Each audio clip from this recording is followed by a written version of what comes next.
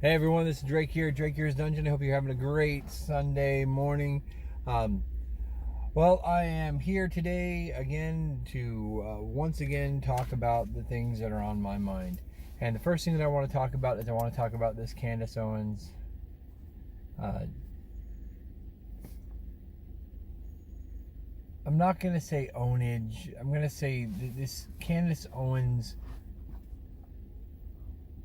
clip. These clips that are going around about Candace Owens.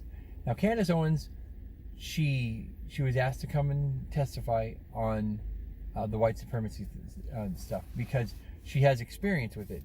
If you haven't seen it or you don't know her backstory, she actually was brought or was the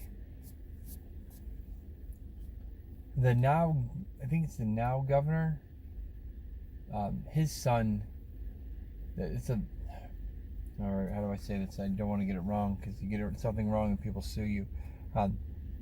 A political individual's child decided to make racial slurs and threats against Candace Owens while she was in high school. This was a number of years ago. That being said, she then discovered that those that were coming out to defend her were doing it not to stop the actions but to raise money, in her words.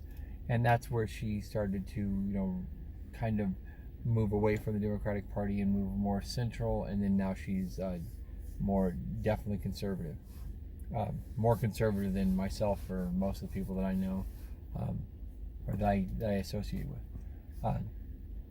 Candace Owens was blatantly attacked by a representative of color. Effectively telling a woman of color who had personally been the victim of a hate crime that she was an admirer of Adolf Hitler. And then when she said this is really stupid, then the chairman said you can't call the people stupid. You can't call a member of Congress stupid. And she's like, I never said that. And did they apologize for that? No. Did they apologize at all? No. They just continued to treat her like she was scum. And that's just ridiculous. Candace Owens spoke the truth to power. And in doing so, she is being vilified. She's far right, she's alt-right, she's a racist, she's anti-Semite, she's all these things, which is a load of crap. And I don't even like all of her views. But you cannot continue to do this bullshit lying and get away with it. All you're doing is you're creating a greater divide and greater divide and greater divide. And in doing that, it's the only logical conclusion is open conflict. And I'm sorry, but I don't want open conflict. And people that I know and I associate with, and people in the center and on the right, they don't want open conflict. The only entities that seem to want this open conflict are these radical leftist and right-wing people. The most radical of the radical want to kill each other. So why don't we just, let's fucking Thunderdome this shit. Let's take both of those groups, throw them in a cage, and let them go at each other. And may the best side win, or whatever. But stop dragging the rest of society and the rest of America into it. We do not need open conflict. We need compromise and dialogue. And the only side that seems to want to dialogue with the center is the right. The left doesn't want to dialogue with us. The left refuses to step forward and say, yes, let's sit down and hash this out. Why is that? Can someone please explain it to me? Why is it that those that say that they're for the people and those that say that they are all about, helping and they're all about, being part of the solution are doing nothing to be part of the solution? They're only being part of the problem. I am sick and tired of all of this crap. Now, that was a rant. That was a big rant, and I've been waiting to get that off my chest for a couple of weeks because it's just getting worse. And the 2020 election, no matter how it goes, if it goes that, the left eats itself in such a way that Donald Trump wins again, you are going to have these extreme left wings left-wing activists that are going to come out and they're gonna start killing people. I honestly believe that. I honestly believe that they are going to come out and start killing people. And if Donald Trump loses because of some,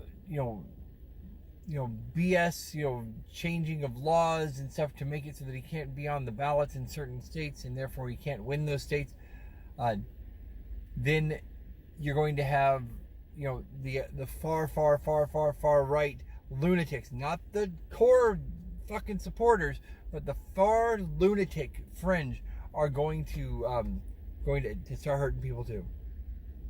Both of these groups are wrong, and we have to help each other. Yesterday, focus. There we go. Yesterday, I was driving down the road. There was an accident in the middle of the road. There was a woman that was like freaking out. She didn't know what to do. She was freaking out. She was standing next to her car in the middle of the road on a highway situation over near the airport. And no one was stopping. No one was doing anything. I pulled over to the side. I went over. I asked her, "Are you okay? Are you hurt? Do you need an ambulance?" She was freaking out. She's like, and I'm like, "Okay, I told her to sit down in her car, and I said, "Okay, all right, we need to move your car over to the side of the road because that's what we need to do because of the traffic. You're a hazard, and we need to just move that." She went to go start her car. I said, "Don't start your car. I don't know what's going on with the engine. Just get it into neutral. I'll push it, and we'll take you over to the side." We did that. Then I told her, "Okay, so if you haven't called 911, call 911." She calls 911. She gets off the phone 911. They're on their way. She calls her husband. Her husband is like, she's super upset. She's in shock. She's never been in an accident before. This is what happens.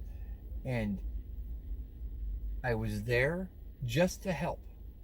I had no financial, gain to be involved. In fact, I had to stop doing what I do. On the side, I drive Uber. I had to stop doing that so that I could I could help her. Helping her took me about 45 minutes, but when I finally was getting ready to leave, she said, "Thank you." She said, "No one was stopping. I didn't know what to do. If you had not stopped, I don't know what would have happened. I didn't know what to do." And she gave me her phone with her husband on the line, and he said that he was extremely grateful that I stopped and that I was able to be a man for his wife because he was physically unable to be there for her. Now, those were his words, not mine. I was just doing what the right thing was. And I told him and I told her, I said, I don't want to live in a society where you don't stop and help somebody that needs help. If we're not willing to stop and help people that need help, then we might as well just, set it all on fire. We need to stop being selfish. We need to stop being selfish individuals, even though we're humans, and humans are selfish individuals. We need to stop being selfish individuals and start looking out for other people. You see somebody on the side of the street, on the side of the road, and they're broke down and there's nobody stopping, and you have the ability to stop and you have the ability to help, and you refuse to help, then you are a piece of garbage. I don't want to live in a dump. If you're watching this and you live in another country, I don't know what the situation is there, and I don't know what you are culturally. But culturally speaking, in America, we are supposed to help. We talk about sending our military to help people. We talk about sending, money. We send billions upon billions of dollars in aid because we are a country that has decided that helping is the right thing to do. Now, we need to help each other understand where we're coming from. Not tell them they're wrong, because that doesn't solve any problems whatsoever. But work to fix the problems together. All right, I'm done.